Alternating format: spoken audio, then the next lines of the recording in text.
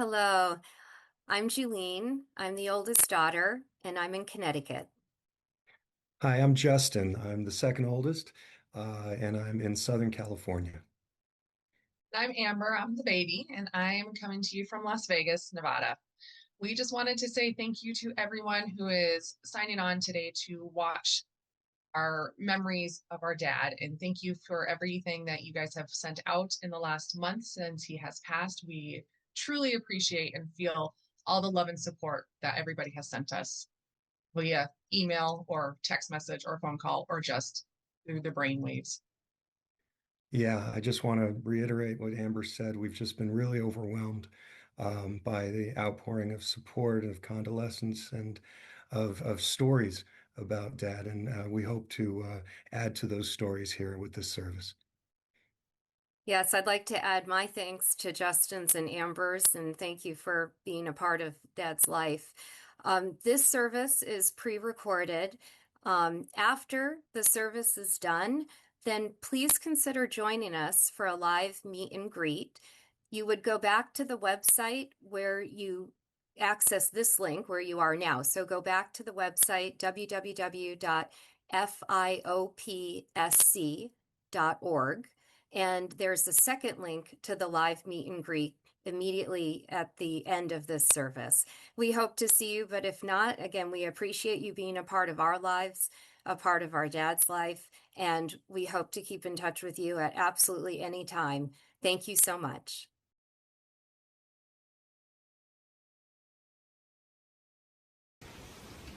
All right, come down this way. And this is my family. Okay.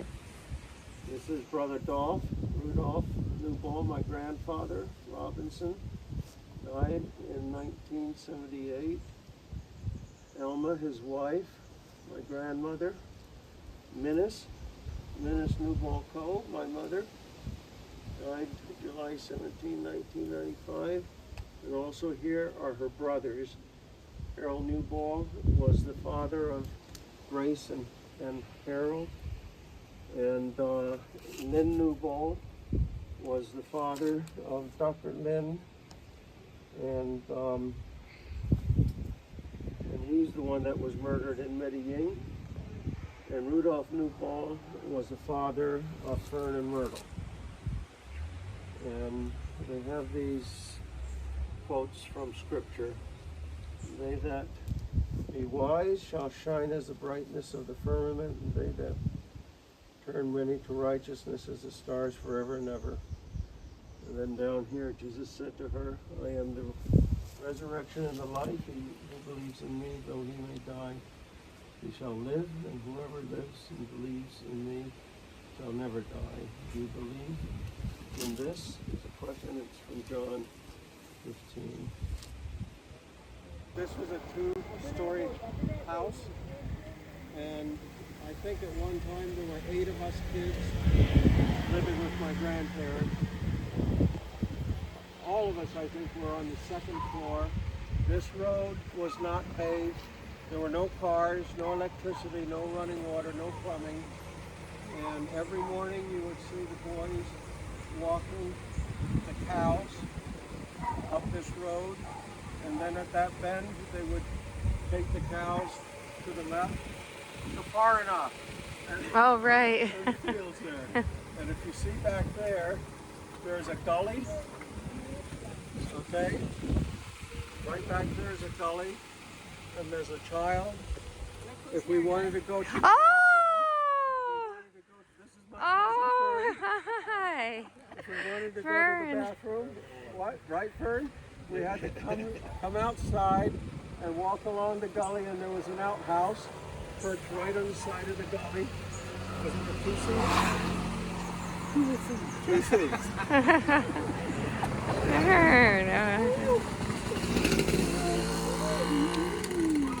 And we'll see you again, I know. Yeah. All right. So Fern lives in the house next. She's the seamstress of Diamond. All right. And I have to see an ears at the house. And I'll just say, not where that building is, but very close to it. My grandfather had a broom shop. And that broom shop was like the first industry on this island. Wow. He would make brooms and he would ship them to San Andres and to Cartagena and Barranquilla.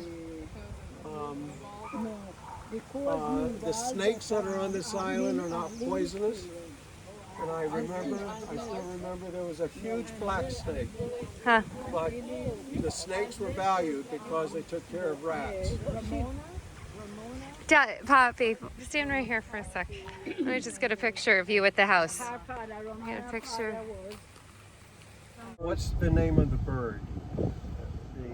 They call him man of war. It is the man of war. Yeah, man of war. Them black one and have the man of war. With the tail divided? Yeah. Okay, those are the birds we saw yesterday. They live there. That's why the government don't make no one go there in lunch again. No one stop there. Oh. This here is the music school. Catherine. This church obviously was rebuilt, and it's still in the process of being rebuilt. The hurricane destroyed it. I did preach here once, but after that, they've never asked me back. Oh, let's go. They're singing. They're singing. But let me also mention Okay. that the church was originally started by my grandfather and by Francis's grandfather, as well as some other of the islanders, but they were the two principal organizers of it.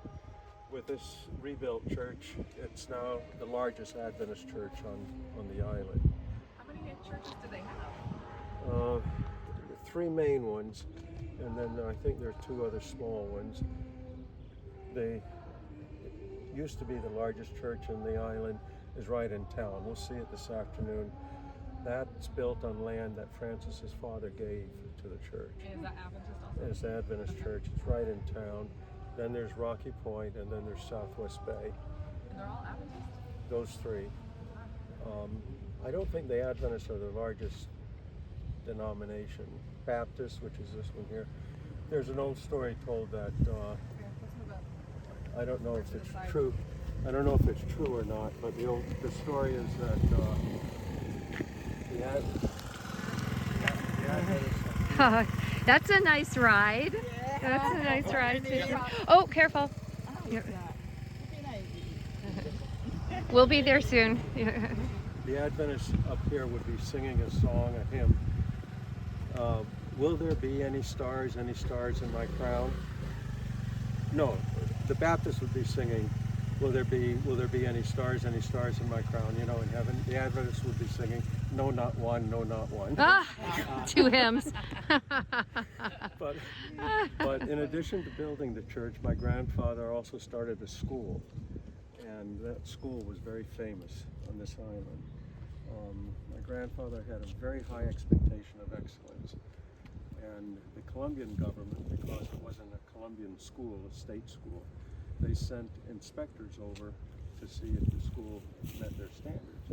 What my grandfather did, and what he did for every graduation, he had a table, he put every textbook that all the students studied, you know, by grade or what have you, on the table, and then he told the inspectors, you can pick any book on this table and ask a question of the students, and the students can answer every question. Wow.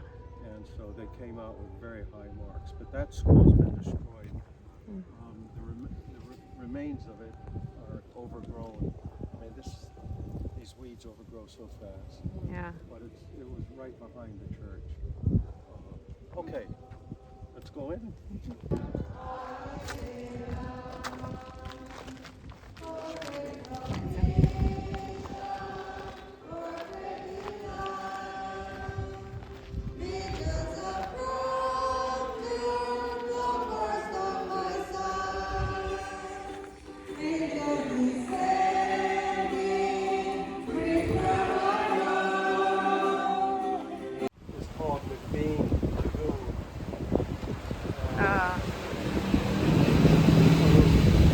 Airport is that way. Yep. And further on is town. Oh, town is up that way. Town is up that way. That way. Not even. Not Well, even. as a kid, you know, walking from that house to this church to go to church. It's a long walk, and we would usually be on a horse, and usually on the horse. What's the right? Oh my God.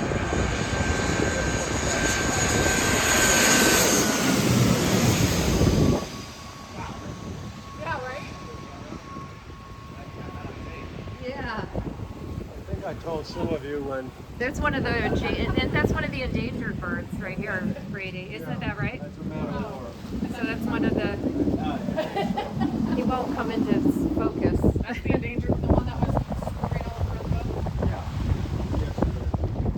Yeah. Yeah. Started to come back to the island years and years ago, before the airport was fenced. The planes would have to bust the field to get the cows off Oh yeah, that's right. before they landed. Right. Because the cows are like, this is a great road. Otherwise, it was filet mignon tonight. Yeah.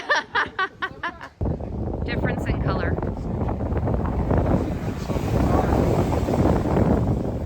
dark, as you can see here, is sea. Where the seaweed ends, and you see the white as sand. Right. And it's called white fold. They go walking along the sea grass, and then just drop right down a foot. You can see him closer here. So the horses will love that. Sit down further and get more submerged. You just drove horses. You would ride horses right into the. Oh, they love that. They love it. Huh? They wouldn't drown? Did you say it went deep? Yeah, it goes deep. The horses wouldn't drown?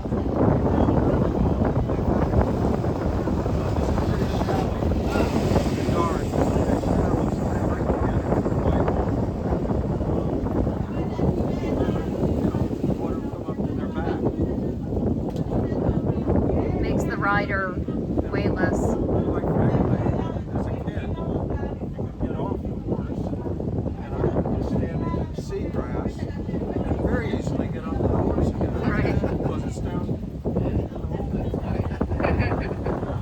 Did you own these horses and you had to take care of them?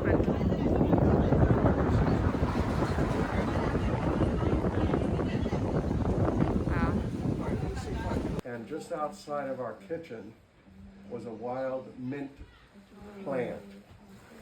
And she would just go out in the morning and just grab handfuls of mint leaves and throw it in the milk. And to this day, whenever I have mint tea, I remember the mint tea from my grandmother. So I'm really glad you're serving it.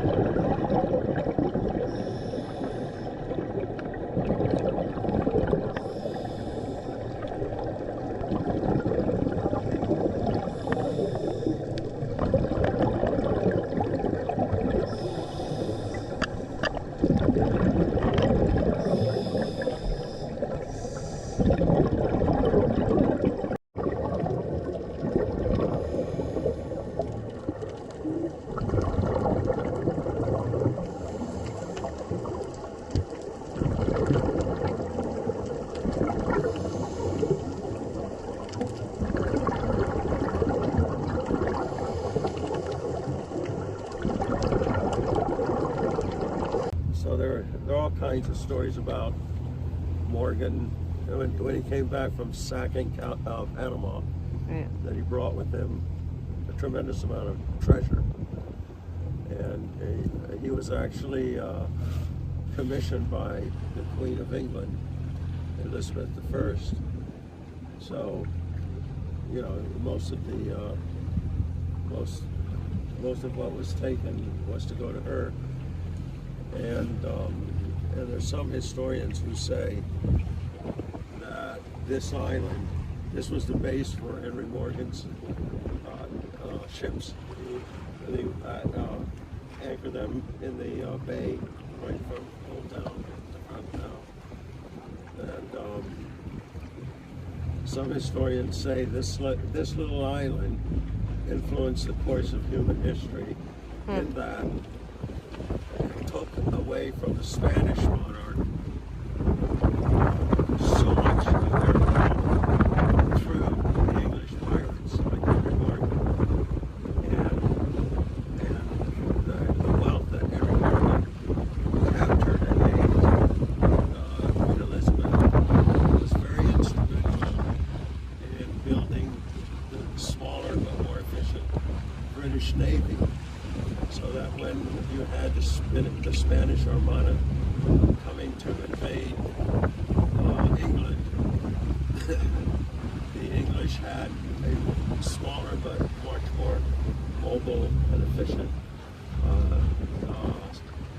navy, and they destroyed the Spanish Armada. And if they had not done that, all of South America would have been Spanish-speaking Catholic. Sorry about this.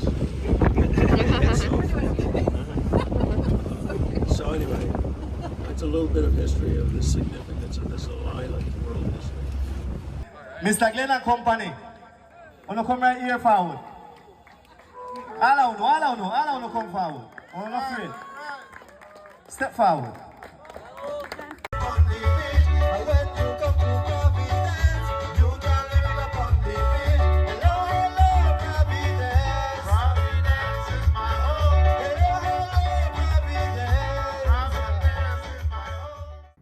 A tribute from Uncle Ralph. Despite a 10-year age difference, my first cousin Glenn and I grew up in the same world.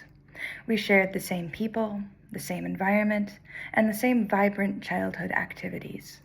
Our roots run deep into the island of Old Providence, our true earthly paradise and the most beautiful place in the world. Our family home is in Smoothwater Bay. In those days, there were no motor vehicles. Travel was strictly by foot, horse, or boat. Glenn's absolute favorite boat was the Exeter, a long two-sail canoe used for racing, village travel, and hauling goods. We used it to transport harvests from our grandfather's farm, Lena, near Monchenil Bay, or to bring supplies home from the stores in St. Isabel. Glenn was profoundly shaped by our grandparents, Rudolph Newball Robinson and Elma McLaughlin Archibald. Rudolph was an extremely talented man, a Seventh-day Adventist minister, an English grammar and mathematics teacher, a sea captain, a farmer, and a business owner who ran a broom factory and cane mills. He raised cattle, fished, and raced both boats and horses. Grandmother, Elma, was the island's dedicated nurse and midwife. She was also an extraordinary cook. Her coconut butter bread, fried fish, rundown fish, her guava jams, and the rich hot chocolate she made from cacao beans she ground and rolled into cocoa balls herself were memorable. Our grandparents raised us with beautiful, strict discipline. No dirty words were ever tolerated in the home. Even words like lie or fool were forbidden. They constantly corrected our grammar, math, and reading, beginning every single day with morning worship, where we all read from the Bible. As children, chores were a way of life. We rowed small canoes to pull fish pots for the day's meals, milked the cows and took them to pasture, all before walking to school in Rocky Port. On Friday afternoons, Glenn would help clean the yard to prepare for the Sabbath. But there was always time for joy.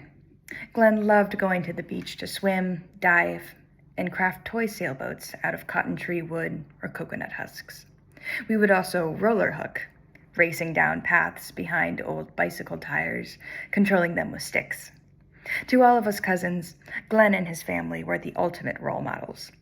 He showed us what a principled right Zal could become through discipline in study, work, and life. He taught us to hold an unwavering love for our island and the people of Old Providence. Driven by this lifelong love, Glenn created the foundation for the islands of Old Providence and Santa Catalina, FIOPS. The foundation began by granting educational scholarships, donating musical instruments and electronics to local musicians, and organizing yearly homecoming celebrations. These homecomings brought islanders living abroad back to enjoy time with our island relatives and to participate in traditional boat and horse races, enjoy island cuisine, and fill the air with music. Glenn's profound love for his home was never more evident than on November 16th, 2020, when Category 5 Hurricane Iota struck. The storm destroyed 98% of the island's houses, scorched the vegetation like wildfire, and left our fishing boats in splinters. Glenn sprang into action immediately. He rushed tarpaulins to the island, then moved quickly to restore our people's immediate food sources by supporting fishermen and farmers. Through FIOPS, Glenn delivered a freezing container equipped with its own generator, power fishing reels, an ice machine, and brick-making machines. These contributions remain a cornerstone of our island's ongoing recovery. A dream was to establish a museum. He wanted a place to preserve and display the history of our people, the first permanent settlers of this paradise. It was to include a massive family tree, allowing every islander to see exactly how we are all blood relatives, bound to those who came before us. The very last time I spoke to him was on April 19th. He could not sleep well, so was up dreaming on possibilities of the Rizal Museum. Words cannot fully capture my love for Glenn, or the monumental impact he had on my life and the lives of so many others across the world. My last face-to-face memory with him is a beautiful one. Cruising together just 1 year ago, alongside our cousin, Dr. Lyle Newball, and our dear Francis and Anna Maria. It was the last time we hugged and bid farewell, planning to cruise again in May this year, when we could continue dreaming island. I know I will continue to see Glenn every single day, in the beautiful memories he gave us, and in the resilience and recovery of our people. On behalf of our entire island, I can only say, thank you, Glenn. We love you, and we miss you. I miss you, cousin. Thank you very much.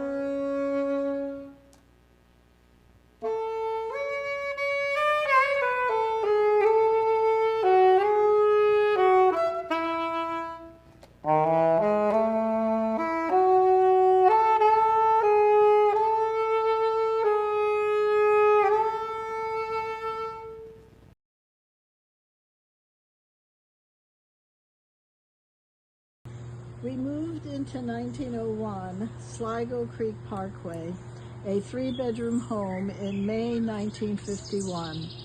The 3 boys slept in the back bedroom on a single and bunk beds. The home had a basement apartment that helped Mom with the mortgage. We share many happy memories of this home. We played in Sligo Creek down the hill. The swings and slide were a block away on the other side of Park Valley. On our road, we played with the Littner children, whose backyard and garage were on our street. We walked through the woods at the bottom of our road, past the Lincoln President's tree, full of names, up Maple, past the small police station at the bend in the road, to Sligo Elementary on top of the hill at the corner of Ethan Alley. Glenn lived in this house, 7319 Willow Avenue, after the family moved from Sligo Creek Parkway in the mid-1950s. Glenn, Ray, and Dave shared a small bedroom at the rear of the house that had previously been a screened porch, with a single bed for Glenn and a bunk bed for Ray and Dave. Rent from a one-bedroom apartment upstairs and a studio downstairs were important additions to Minnis's salary. The house has since been renovated and has benefited from a substantial expansion. It is now a single-family home.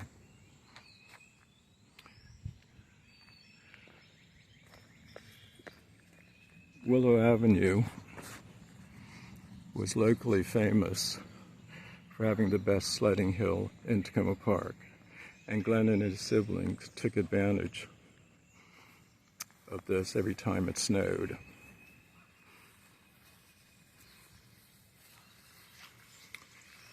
At that time, Takoma Park was the headquarters for the Seventh-day Adventist Church.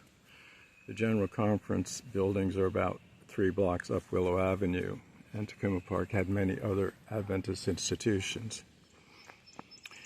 In those days, Takoma Park was dry, reflecting the Adventist influence. Nowadays, Takoma Park is a very trendy Washington neighborhood with restaurants and bars.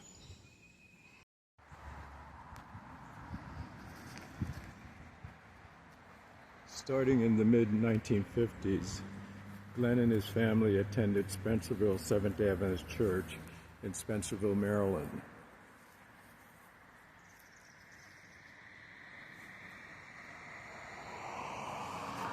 Glenn and his siblings were students at Spencerville Grade School and Junior Academy next door to the church.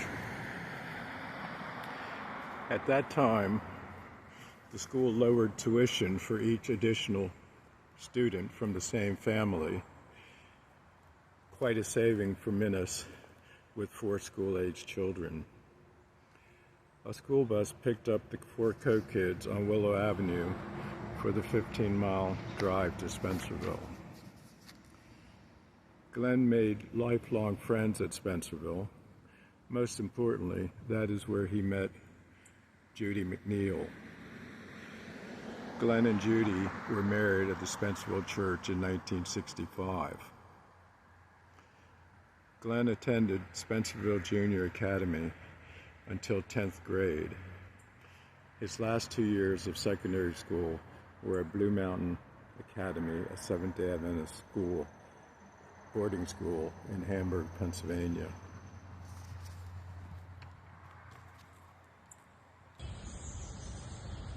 Although Glenn never lived in this home, he and Judy and their children, Julienne, Justin, and Amber, often visited, as did her other children and grandchildren.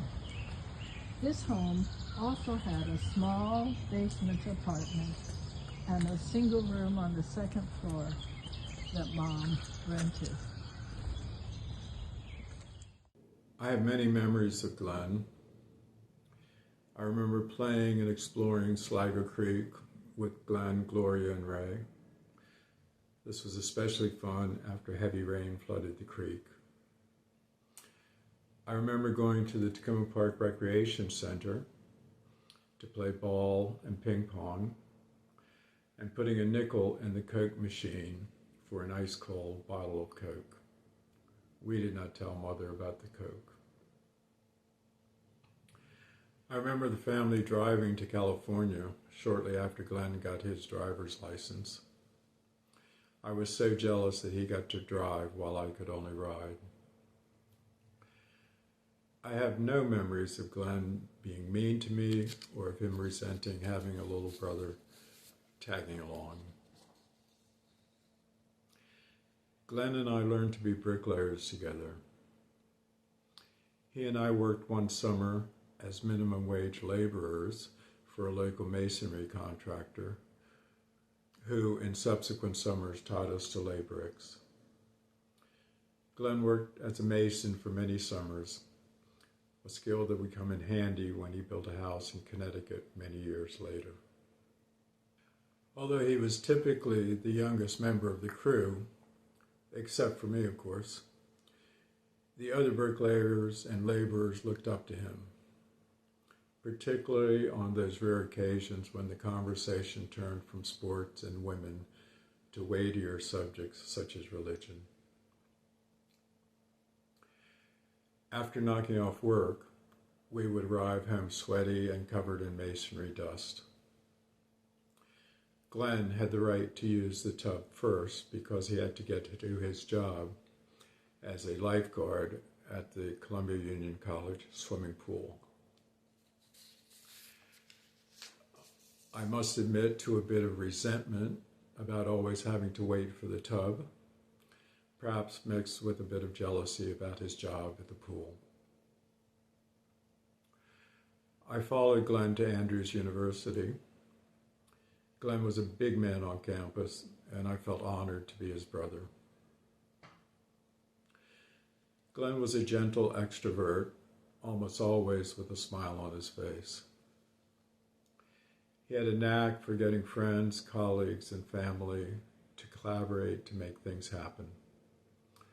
I am sure that this talent contributed to his many accomplishments, and this was something I always admired about Glenn. Glenn had a lust for life. This and his ability to get things done was evident throughout his lifetime, including in retirement. As someone who loves water sports, I admired the enthusiasm with which Glenn took to sailing, with Francis as his mentor. Glenn and Francis invited Matt and me for a week-long ocean sail on Exeter, but sadly, it was ambushed by melanoma. Glenn appreciated fine cuisine, undoubtedly reflecting Ray's influence. One of the last conversations I had with Glenn was about how to pay off a bet we had made on the national championship game between the University of Connecticut, his alma mater, and the University of Michigan, mine. Despite my winning the bet, we agreed that I would prepare a meal of magret de canard for us to enjoy together with Francis and Karen. But it wasn't only sailing, traveling, golf, and fine dining. Glenn also took the lead to create a foundation for Old Providence, the island where Minnis was born and where Glenn lived until he was 7 years old. He visited Old Providence many times, and the islanders respected and loved Glenn for his work to improve their lives. It hurts to lose a brother. Glenn was a good and wise man who lived a full and colorful life. He touched the lives of many, and he accomplished much during his lifetime. The world is a better place because of him. Glenn was a wonderful brother to me and Karen, and a wonderful uncle to Morgan and Matt. We miss Glenn and will always remember him. I'm Gloria, Glenn's older sister. It was wonderful to have 3 younger brothers, Glenn, Ray, and Dave. We spent our first years in the mid-1940s on the Panama Canal Zone during World War II. Our father was in the U.S. military, and Mother worked at the headquarters of the canal. In late 1947, The four of us went to Old Providence to live with our maternal grandparents. After our parents divorced and mother would move to Washington, D.C. Our grandparents' home also included grandchildren Grace and Harold. Grace is 2 years older than I and remembers how Glenn, at 4 years of age, enjoyed organizing and leading us to the beach, picking mangoes and coconut, and going to school and church. The four of us arrived in Miami in May 1951 and were met at the airport by mother and family friend Oscar Salazar, who drove us north on Route 1 to our home on Sligo Creek Parkway. For the 1958 school year, Mother decided her children must learn a second language and enrolled Glenn, Ray, and me in the 7th Avenue School in Cologne-sur-Salève on a mountain overlooking Geneva, Switzerland. After the summer of 1958, Glenn and I were together when we both returned to visit Mom. I quickly learned of Glenn's talents for leadership and his ability to bring people together to achieve a common goal. Leadership was one of his many strengths throughout his 81 years. In academy and college, Glenn was elected student body president his senior year of academy and his junior year of college. He and Judy McNeil were married in the summer between his third and fourth year of college. Their children, Julienne, Justin, and Amber, enriched our lives with happiness and magic. As Dave and Karen, Gloria and Jim began their families with the birth of Morgan and Matthew, Gwyn and Malcolm, Glenn's great joy was organizing family gatherings during the 70s and 80s when Karen, Dave, and family returned to the U.S. every 2 years during his time at the OECD in Paris. I remember family gatherings with Ray for Christmas in South Windsor, the beach at Rehoboth, Delaware, water skiing at Clear Lake, California, snow skiing in Quebec, Canada. Our last full family gathering was to celebrate Heidi's and Malcolm's wedding in 2022 on Tybee Island, Georgia. Glenn's memories, love, and dedication for Old Providence, where our mother is buried, became life's primary focus. During the first days of our visit, we went around the island by boat, visited family including cousin Fern, who lived next to our grandparents' home, visited friends, some of whom remembered us from the late 1940s, and we had the good fortune of meeting many Rizals, descendants of English Puritan colonists, enslaved Africans, and Jamaican settlers. I remember sitting on the deck overlooking Crab Key and listening to Glenn mention Frances and how much she would enjoy working with him on projects for Old Providence. Frances became Glenn's life partner in his early 70s and was welcomed by Frances' children, Andrew and Mia, and grandson Jackson, as a loving father. Glenn dedicated his last 10 years supporting Old Providence. He prepared the legal and operational framework for the foundation for the islands of Old Providence and Santa Catalina. He wrote project proposals, submitted them to granting agencies, and received donations for the foundation. Glenn's leadership, passion, and love will be missed by all of us. I am grateful he was my brother. His love and joy for life are remembered and cherished. He lives in my heart. Glenn, looking forward to when we meet again.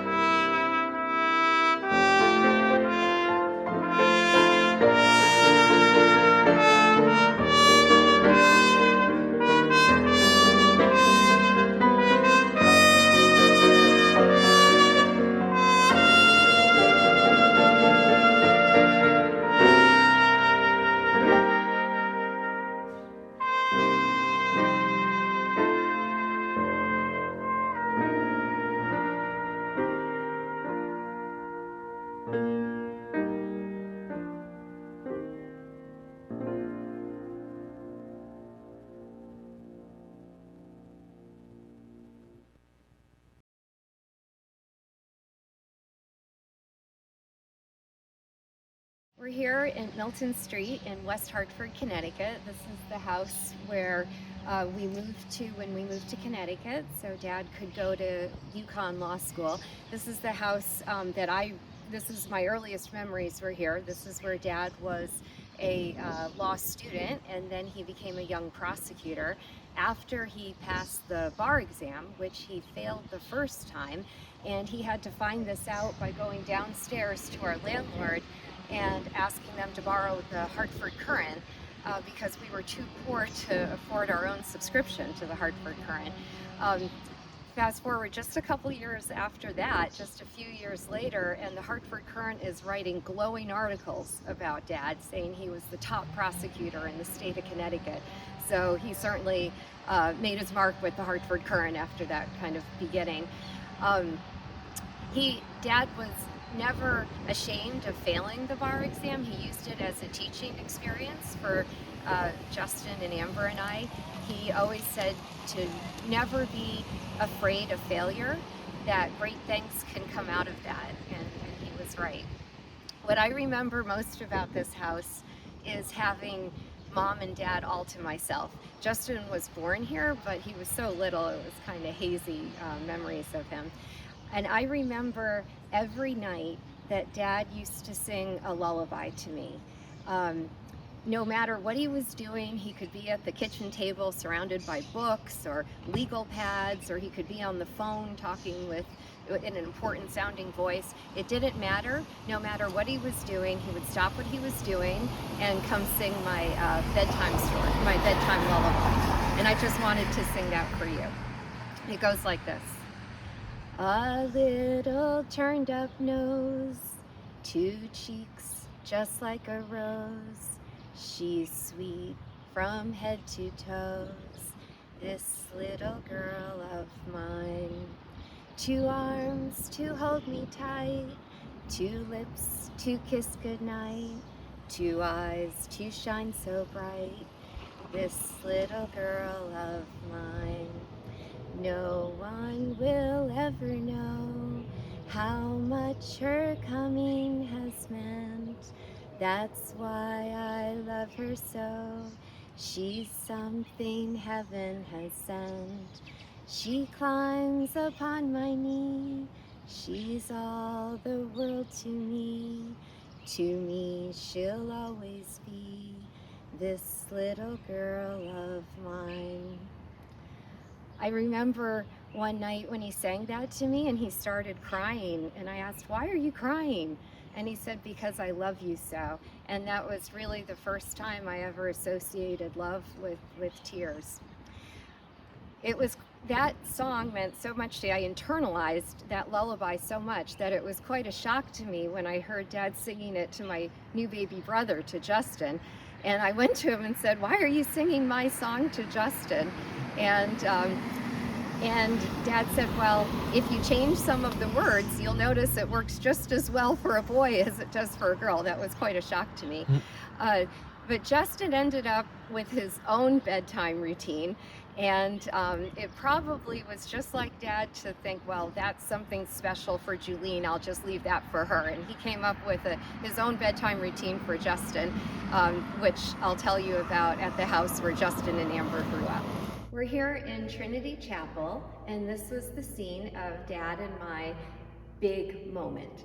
This was where Dad walked me down the aisle for our wedding, and this is the aisle.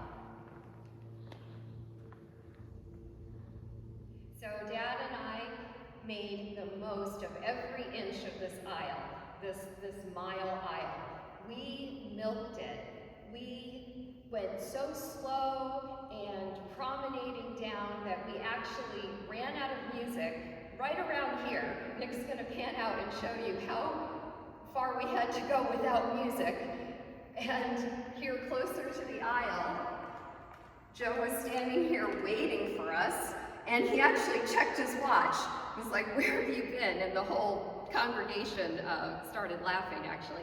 Dad and I didn't care. We finished our walk down the aisle at the same pace as when we had music, enjoying every moment of it.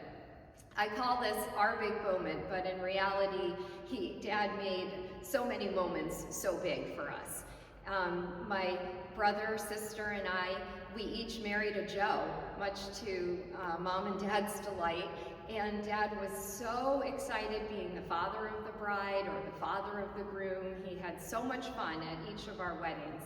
And so many graduations that he would make such an effort to get to. He would travel around the country to go into grade school graduations. He made a big deal about that.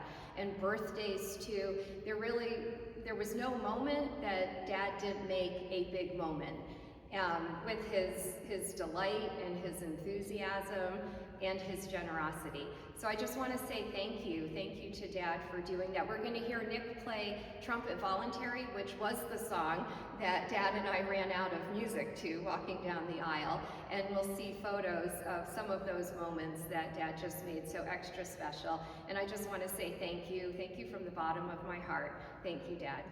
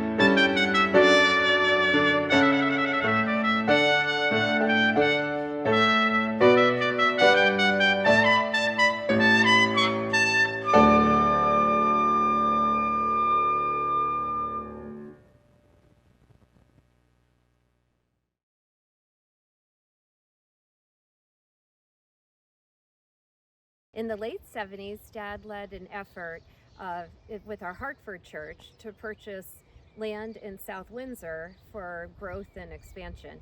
He negotiated the purchase of 23 acres of land and helped with the building of 4 structures. So we had the house right here, 400. This was our home where we lived, and the school right here, which is where Justin, Amber, and I all went to school, and then the church beyond that, which is where we went to church on Sabbath, and then beyond it, you can just about see the garage was the parsonage where the pastor lived. So everything was right here for us. We had our home, we had our school for the weekdays, we had our church on Sabbath, we played with the pastor's kids in the parsonage, everything was right here. This really was a house that hard work built. My mom, first of all, our mom, first of all, was working nights, and as well as her day job, raising 3 kids. Dad was, hard at work in the prosecutor's office, and he did a lot of sweat equity on this house. He did all the brickwork. Here, if you can zoom in and see some of the details of the brickwork, you can see, it really is beautiful. You can see the coin cornering that he did, and there's what you can't see actually is the interior brickwork. Both floors, the bottom floor and the top floor, and a circular staircase had exposed brick walls. It really was beautiful. Their stained glass windows are also beautiful. If you can see, there's one square one right there in the middle of the brick wall, and then above the door, that used to be my room, that's got beautiful stained glass windows. Those were made by our neighbor in West Hartford, the only way we probably could afford it. And the family that lives here right now, they had somebody come in to look at the sliding glass door, and the glass company that came in said that those stained glass windows are irreplaceable, that they're completely priceless, and I think Dad would have liked that. So this was the house where Justin and Amber grew up. They spent more years here than I did. I told you that they didn't get my lullaby, probably because I raised the issue that it was my lullaby. So here Justin got his own kind of lullaby. This house was bigger, they had a lot more room, and Justin was a boy, it was more physical. He got 1 for the money. I just want to show you how that goes. So Dad would scoop just enough and go, here we go, 1 for the money, 2 for the show, 3 to get ready, and 4, 2, go into bed. And we'd be like, more, Dad, more. And Amber, I think, probably got the choice between the girls' lullaby or Justin's 1 for the money, and she very logically chose Justin's 1 for the money. So that's what they remember, their bedtime routine here. But yeah, so we were very happy here. We lived here for many years, and thank you. Good afternoon. My name is Justin, and I'm Glenn Coe's second child. I was born 3 years before our family moved from West Hartford to the home Dad designed and built in South Windsor, Connecticut. Our home was next door to the small Seventh-day Adventist elementary school that Dad helped build and lead, and that I attended for 8 years. And eventually next to our church, which Dad also helped build and support for 3 decades. I used to joke that because of Dad, I would never leave these 5 acres of property. But of course, because of Dad and Mom's encouragement, guidance, and love, I and my sisters have lived rich, full, even adventurous lives, with wonderful educations, international travel, and loving families of our own. Dad was, and still is in my heart, a great man, the greatest man I know. One of our dear friends from our South Windsor neighborhood told us in a condolence card, "Your father was always an idol to me." And I completely understand that feeling. Dad was a force of nature, from his celebratory aggressiveness on the basketball court to his righteous, fearless championing of whatever cause he considered just and worthy of human dignity. Many of you know my father through his various leadership roles, but he was the same way growing up. I remember him getting up upset with me once for the haphazard way I rolled up a power cord. "Buddy," he said, "it's not worth doing if you don't do it correctly." There is so much that I do now, little things and big things, because of how my father taught me to do it. I also remember his reaction to the movie Philadelphia, where Tom Hanks depicts a man dying of AIDS. "They just didn't get it right," he said, having witnessed his brother Ray die early in the epidemic. "There's so much that I feel because my father taught me that it is okay to feel and feel deeply about little things and big things." For those of us who knew my father, even if it was only through reading his Facebook posts, we have lost a forthright, uncompromising, and passionate voice for truth, justice, and unimpeachable morality.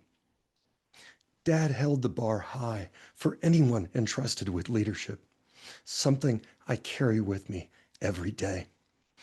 I mean, can you imagine my father's reaction to the recent news of President Trump's settlement with himself and the federal government he leads, where he directed the creation of a $1.776 billion slush fund and outlawed IRS audits for himself and his family going forward? Can you imagine Dad's Facebook posts about this cretinous, self-dealing, lawless behavior? I can, and I think all of you can as well.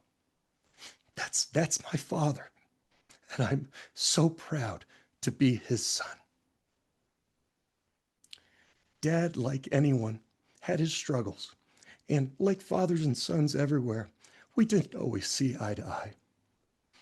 But I want to tell everyone here who love our father as we do, that he found peace, happiness, and consolation in his family history, in the ongoing relationships with family and friends, in his spiritual life, in his ability to give back to his community and his island heritage, and in his love for Frances, Mom, Julienne, Amber, me, and his grandchildren, nieces, nephews, our significant others, and even our allergy-inducing pets. He took delight in all of us, in life's gifts, good food, good beverages, sailing, music, travel, golf, high-minded theological disputes, low-minded Steve Martin movies, New England sports teams, and laughter. I can hear him laughing now, and I will hear his voice for as long as I live. Oh, Dad, where do I start? Well, I feel like I had a slightly different upbringing than my siblings. By the time I came around, Dad was well established in his career. I lacked nothing that I needed and had many things that I wanted, sometimes without my parents even realizing it. For example, Dad really enjoyed being a member of a country club when I was a kid. He could go golfing with his buddies, and I took full advantage of it by going swimming with my friends. One day, Mom and Dad asked how I was eating while I was there, because I had no money, I wasn't asking them for any money, and they noticed I wasn't bringing any food with me. I told them, "Oh, it's easy. All I have to say is COE at the snack shack, and I get whatever I want." Well, much to my chagrin, that came to a stop pretty quickly. On the flip side, though, because Dad was so driven in his work, he was what some may call a workaholic. He kept long hours at the office and sometimes even on the weekends. He missed a lot of my sports games and school activities.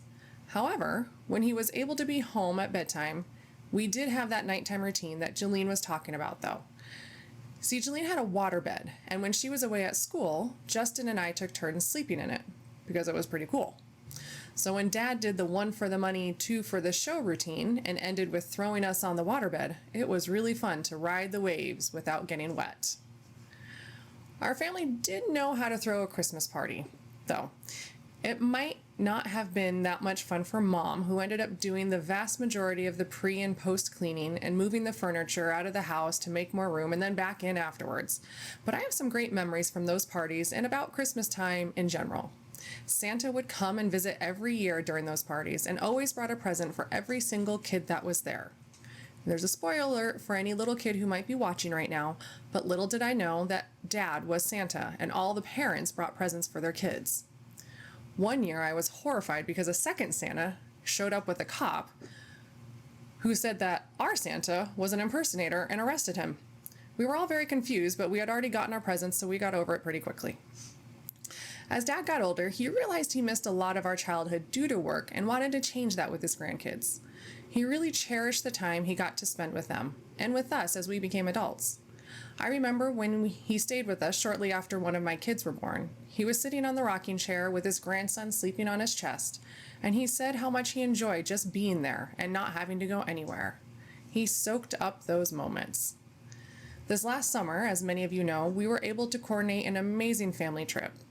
You could see the pride in Dad's eyes as he played tour guide, showing his descendants where he was born in the Panama Canal Zone and where he spent his childhood on Old Providence. He absolutely loved that island, and I do believe that island loved him back. We were treated like royalty everywhere we went.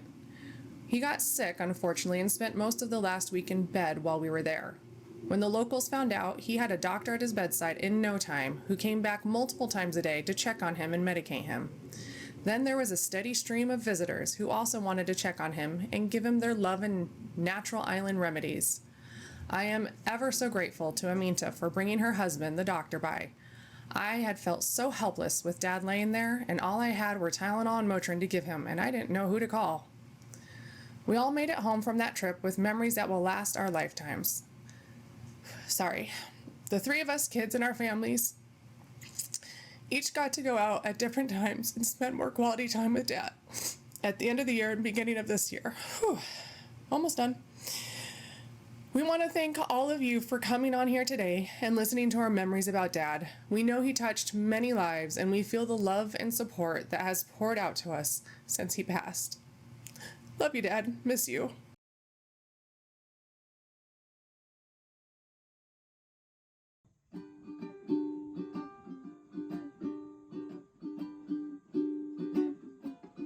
Like the tree that grows so tall, leaves turn gold and then they fall. They've gone down, but now they've grown. They're going home.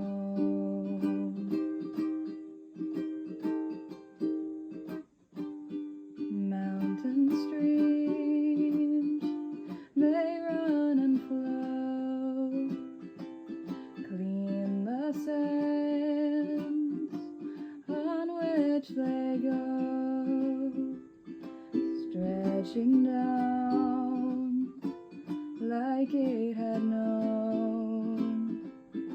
It's going home. Sunrise early and the dawn slips away and then it's gone. Leaves the night to carry on while it's going home.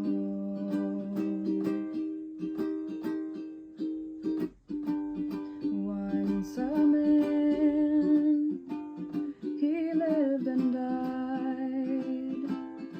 What he said, death could not hide, even though it's often tried. But he was going home. Now, my friends, it's time to go, and this love will live to grow.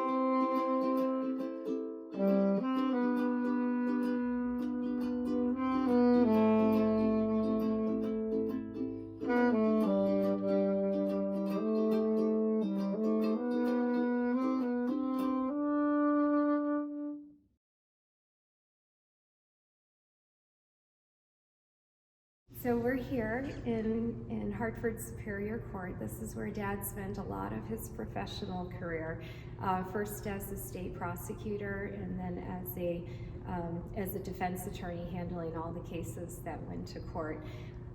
He had early in his career, he had some high profile corruption cases, white collar crime, political corruption, organized crime. A lot of them got media attention. They also got us police protection. We were under police protection a lot of times at our house. But to her credit, Mom used to take me out of school and bring me here to watch Dad at work. And we would be sitting over here because the court artists would sit over here. At that time, they didn't allow cameras in the courtroom. And the court artists would sit over here and they'd be furiously drawing their pictures, their chalk drawings, and I would be hanging over their shoulders just watching them. I thought they were amazing. So I'd spend all my time watching them draw my dad rather than watch my dad in actual life. I made friends with one of them. His name was Mr. Leo. He was with Channel 8 News. And he gave me this drawing of Dad after it had been on the news. You can see this was from the Sahadi trial. This was one of the political corruption cases. And my dad got a conviction. I think in those days they got a very high number of convictions. I think he only ever had one acquittal as a prosecutor. 2 years after this trial ended, I was at home and I took a phone call, and it was a man, and he asked for Dad, and I said he's not at home, and he said, well, let me spell my name, and he spelled Sahadi, and then hung up. And it wasn't until afterwards when I looked at the message that I realized it was George Sahadi, who my dad had convicted 2 years ago, and he was calling, and he reached out to my dad about a wiretapping case. And long story short, they ended up being co-defendants on another. They were on the same side on a future case. And it's one example, I think, of how Dad had a certain level of respect for all of his adversaries. And I think his adversaries also had a certain level of respect for him. And even as a young kid, I could sense that in this courtroom, the level of respect. It was very special. So this is the fellowship hall at the church that Dad helped to build.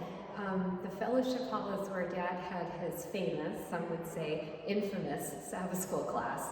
The reason that it was in the fellowship hall instead of in the sanctuary was because this was the farthest room away from the front door. And I think the church didn't want visitors to come in and go into his class. They wanted people to go to his class if they knew where they were going and they knew what they were getting into.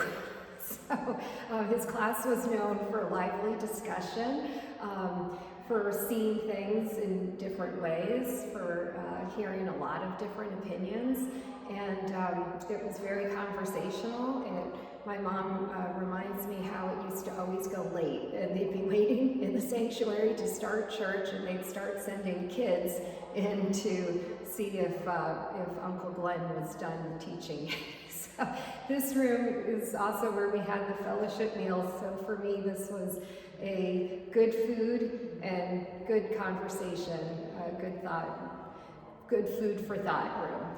Here we are in the sanctuary. This is the sanctuary of the church that Dad helped to build. It was here he gave several thought-provoking sermons. I remember one in particular where I couldn't believe it, but he was giving a sermon about someone in our church. Although, then it turned out it really wasn't about the person in our church. It was really the story of the woman in the tabernacle who could only give two mites because that's all she had to give. I was really impressed with the way Dad had made that story seem so modern, and it did cause me to look at that person in a different way, and in fact caused me to look at a lot of people in a different way. So that was one case where he probably thought I wasn't listening, but I actually was, and I did learn something. This is also where, in 1995, Dad came back from the World General Conference in Holland, and he was so disappointed that the global church, the World Church, had voted down the ordination of women. And he wrote several letters about that, and then he resigned his membership because of the ordination of women. And because all membership changes are voted on by the church, it was right here that the church voted on his membership change. And my mom had been the church clerk for some 40 years, and I've been the church clerk after my mom for some 20 years. And in all those years combined, we've never seen a vote where the church voted against the members' wishes, but the church did with dad trying to leave the church. And so the church voted against it and kept him from, quote, apostatizing himself. And I remember I was very proud of both my dad and my church at that time. Larry Geraty was a good friend of Dad's. He was one of the founders with my dad of Adventist Forum and Spectrum magazine, and he'll be giving his tribute next, and Dad's grandson Brady will be reading that. And then afterwards, an Adventist hymn that is a staple for our family's memorial services. I think it's been played at every one of our family's memorial services that I can remember, is "We Have This Hope." And I like to think that with Dad, this hope meant a lot of different things. Hello, my name is Brady Lewis. I'm the third grandson of Glenn, and I'm here to read a tribute from one of his close friends, Dr. Larry Geraty. I knew Glenn was experiencing some health issues and was in the hospital because he called me from his hospital bed to postpone a Zoom conference he was expected to chair a week later. So I was shocked and devastated to learn of his untimely death so soon after we had talked. I'm privileged to pay this tribute to one of my longest and dearest friends. We first met at Andrews University in Michigan, where he was a student leader and I was a graduate seminary student. We both went away for professional and graduate education, then returned to Andrews as faculty about the same time. Though both of us left Andrews for other opportunities, we stayed in touch, largely through lay-led organizations that we hoped would make a positive difference in the world. One of those organizations was the Association of Adventist Forums, the publisher of Spectrum. For a short time in 1972 to 1973, I was president. During that time, the denomination ran into legal trouble because they were not paying women the same wage as men doing comparable jobs. I insisted that our report on the issue be responded to by the General Conference to get their take on the issue before we published. Rather than respond, they instead forbade the story's publication, threatening me with my seminary faculty job if we proceeded. I insisted that we proceed with publication of our story, but resigned as forum president, recommending that the organization henceforth appoint presidents who were not denominationally employed so the organization could maintain its integrity and independence. So that's what they did. For a short time, Ernie Plata, a DC-based layman, was president, but then succeeded by Glenn.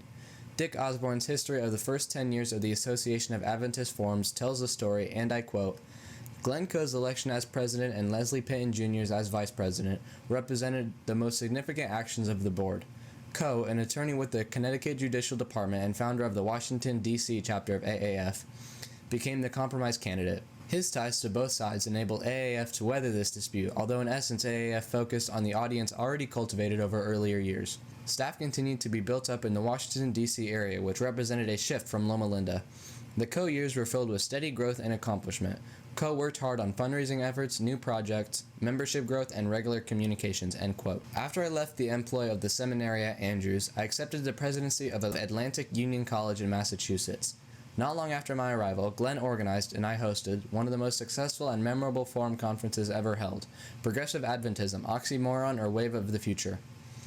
Our being in New England provided the opportunity for Glenn's and our children to get acquainted since they came from nearby South Windsor, Connecticut. After graduating from AUC, my son Brent attended Yale Law School. Glenn, as chairman of the Connecticut Valley Adventist School Board, hired Brent's wife, Shannon Ganser, as his school teacher. She did well, so next summer, Glenn and Shannon together visited nearby families with children, talking them into attending church school too. So many new students applied they had to hire a second teacher.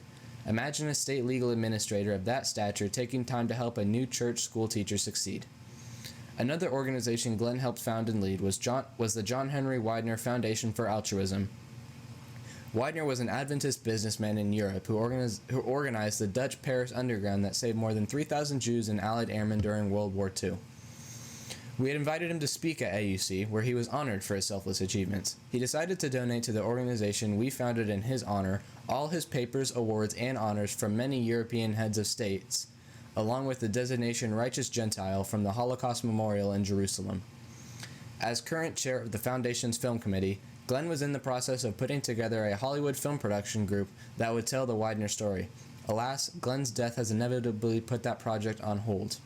In addition to these professional associations, Glenn and I cherish the occasions where we could get together as friends, especially when he came to Riverside, California, where I've been associated with La Sierra University since 1993. One such occasion was the high privilege I was given of helping to tie the knot for Justin and Joe, whose relationship continues strong through the health struggles that Justin is now enduring.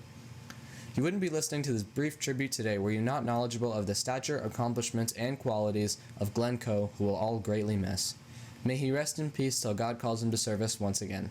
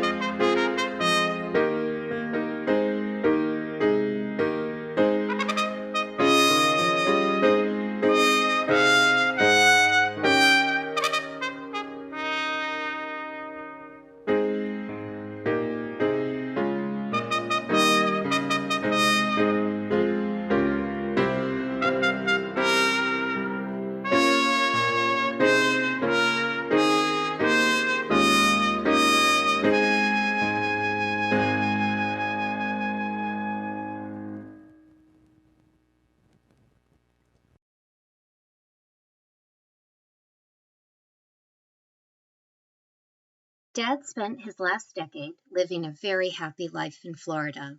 He reconnected with Frances, a family friend who also had ties to Old Providence, and together they enjoyed many adventures on the high seas and overseas. They so loved their boat, Exeter II, which was named after Exeter I, Dad's grandfather's boat that he used to sail around Old Providence in. It's fitting that his first boat and his last boat shared the same name.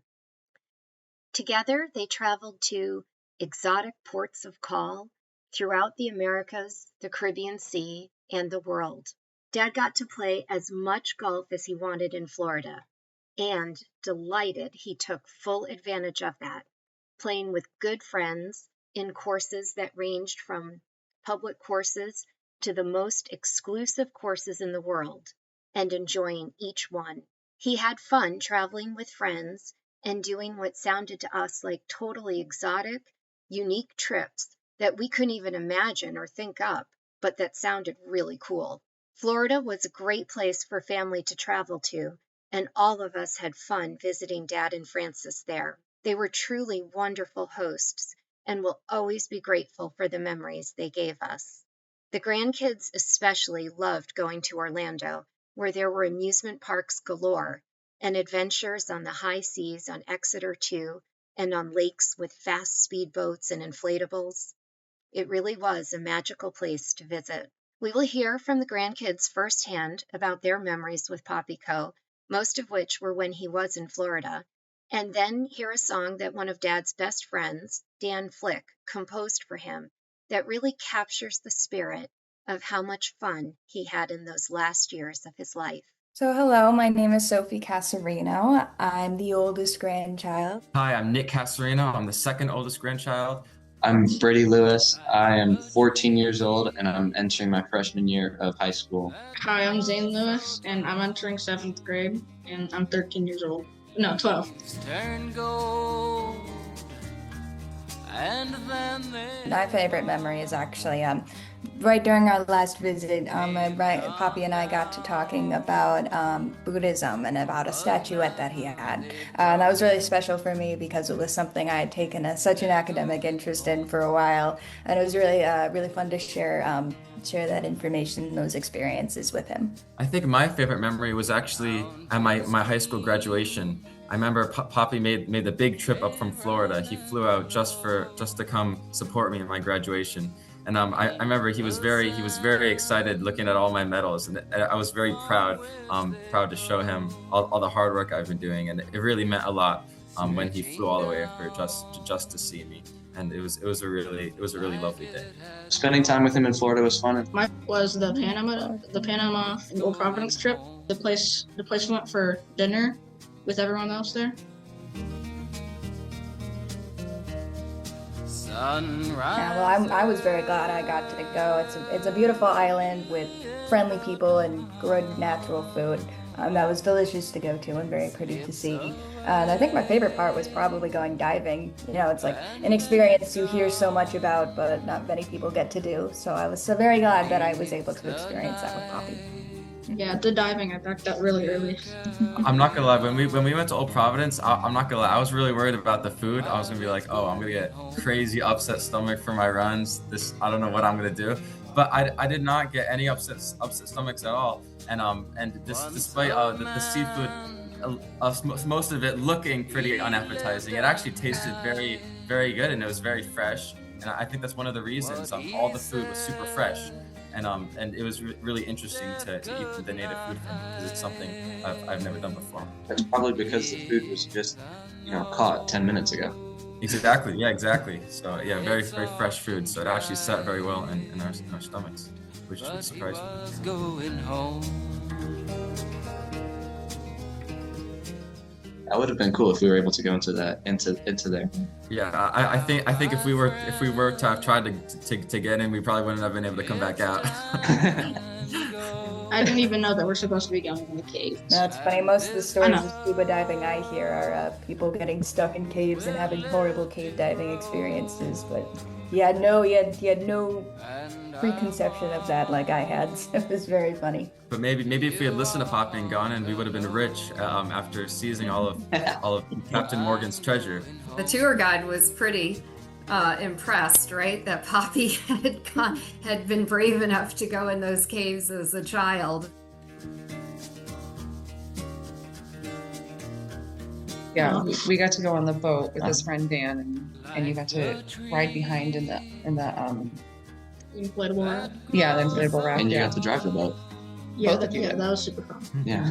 I'm sure you guys did a better job driving than I did. I vividly remember driving the boat in a storm and almost crashing. But I remember everything happening on that trip. I remember when we set sail, it was a beautiful day, and we got out the harbor fine.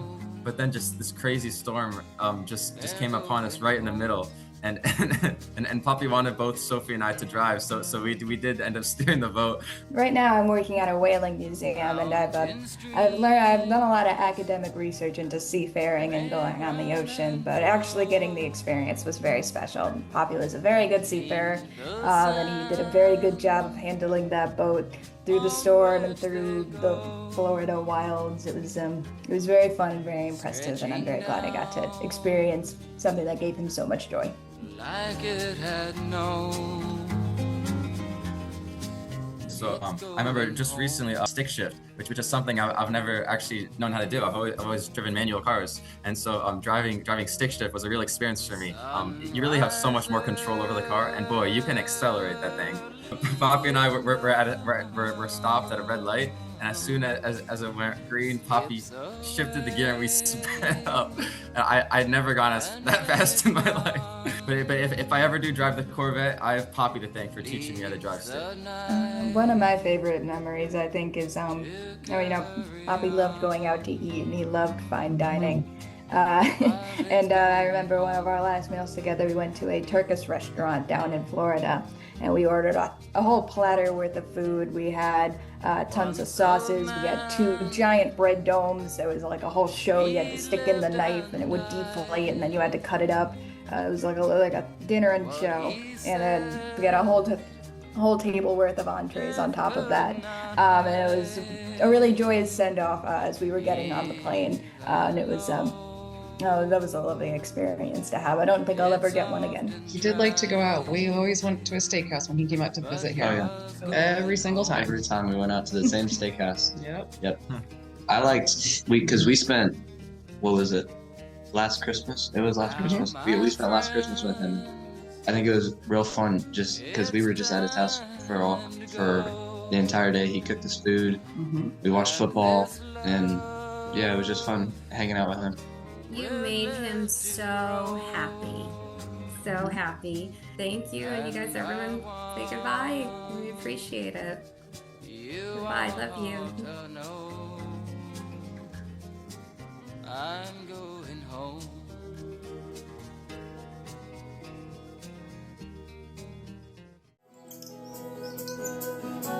I hear a voice from a distant shore calling out to me. I've never been there before. Gonna sail away, sail away. 7 seas in the siren song summon me, and it won't be long. Gonna sail away, sail away. I've come too far to turn back now. Feel the spray come across the bow. Take away goodbye to my friend. Hold you in my heart till we meet again. Sail away, sail away. Across the ocean, can't wait to see a life in motion. That's where I'll be. Across the ocean, see what I'll find. A life in motion suits me just fine.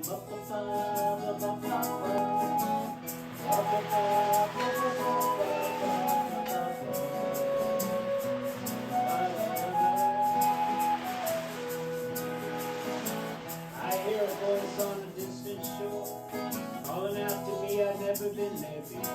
Gonna sail away, sail away. Silver seas and the siren song summon me, and it won't be long. Gonna sail away, sail away. I've come too far to turn back now. Feel the spray come across the bow. Say goodbye to my friends.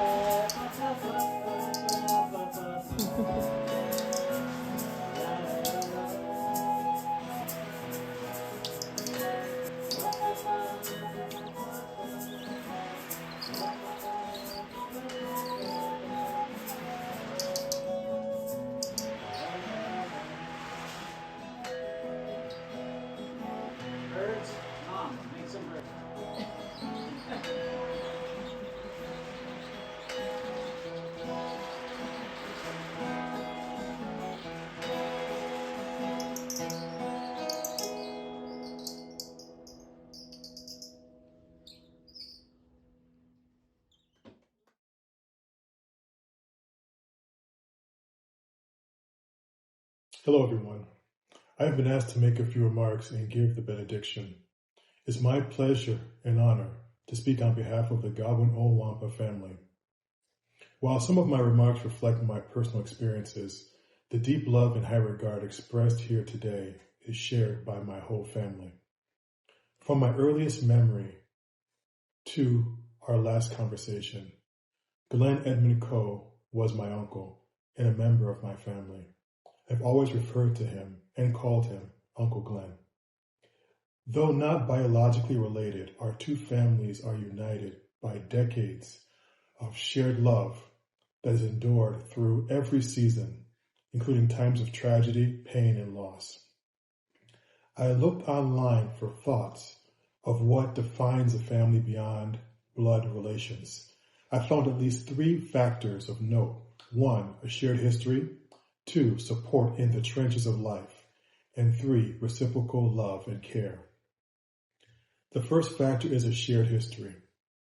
Our family connection spans 6 decades, beginning at Andrews University, where my father, Godwin Nwokoma, and Uncle Glenn formed a lifelong friendship and bond anchored in their shared love for God and the Adventist faith. That bond extended directly to me.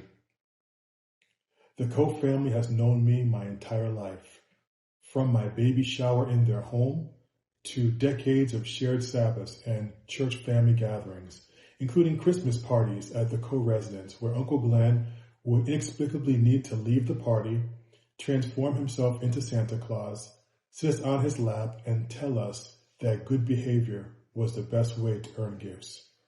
There are so many other stories I could share, but time doesn't permit. In many ways, Uncle Glenn's academic and professional life is a blueprint for my own.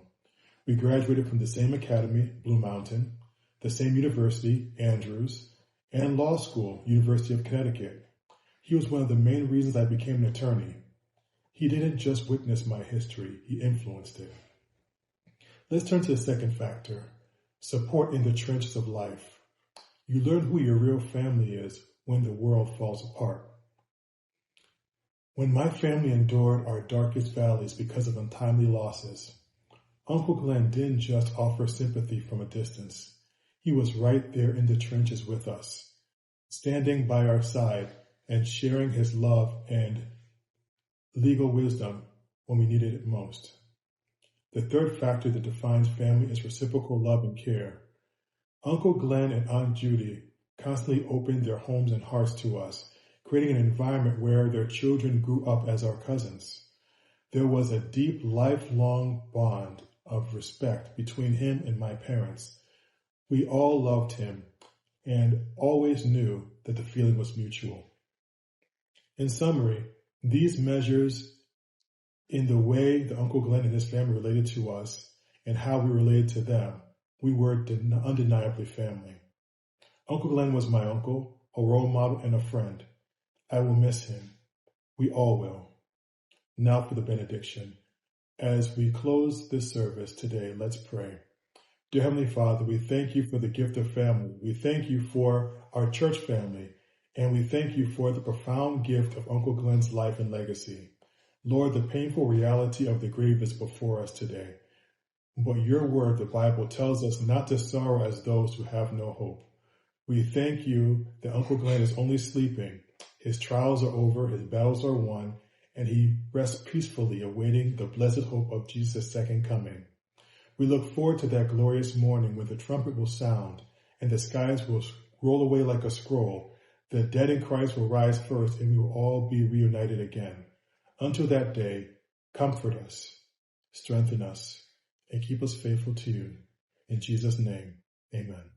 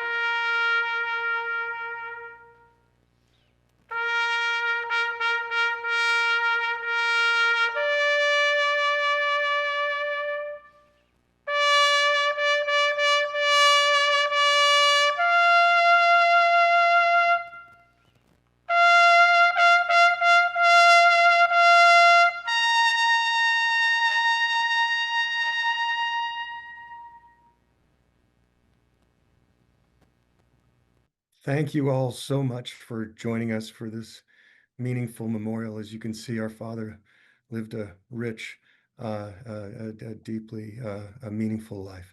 Thank you so much for joining us. We truly appreciate you signing on today and listening and sharing your thoughts and your memories with him with us. Thank you. Yes, thank you so much for being here now, and again for being here for us our whole lives in many cases. We really appreciate it. We would love to see you at the live reception if it works for you. It's at the website www.fiopsc.org. There's a link to a live webinar. We'll be there, and we would love to see you. Again, thank you so much for everything. Thank you for being here and for being a part of our lives. Thank you.